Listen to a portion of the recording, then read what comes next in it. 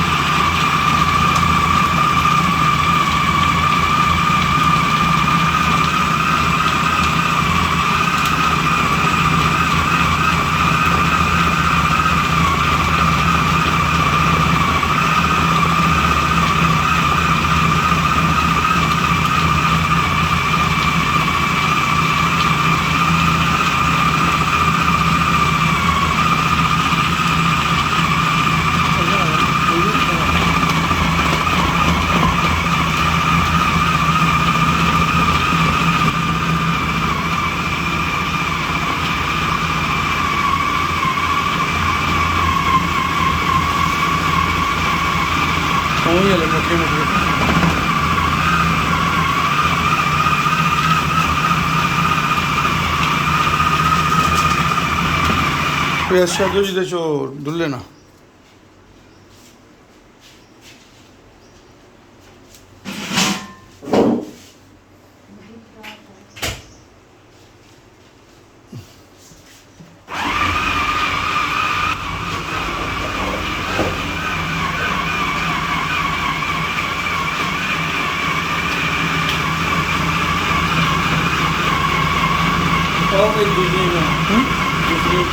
अच्छा, आप पाओ जी, लहसुन ले आके पाओ जी।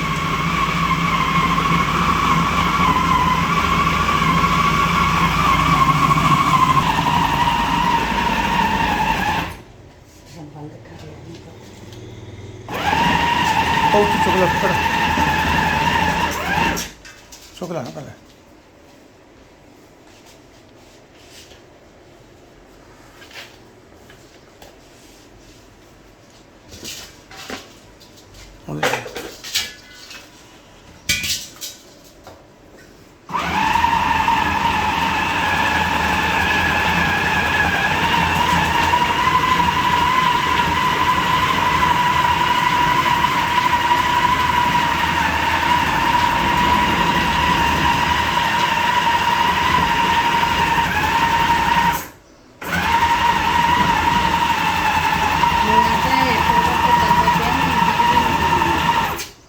तो वो हाँ करो ये ਤਾਂ ਐਵੇਂ ਕਰਦਾ ਨਹੀਂ ਤਾਂ ਐਡਾ ਪ੍ਰੈਸ਼ਰ ਨਾਲ ਚੱਲਦਾ।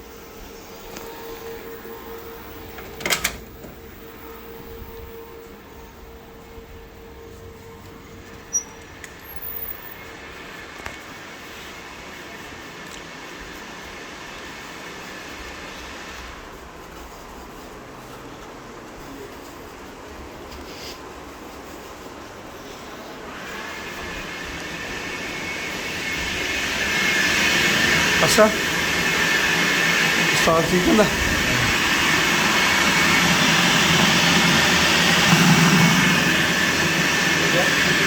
चिकन में भी खा लो पहले थोड़ी खा ये मसाला पाओ दे ਵਿੱਚ पा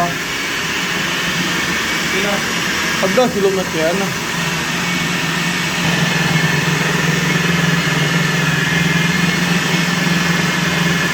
बस ठीक है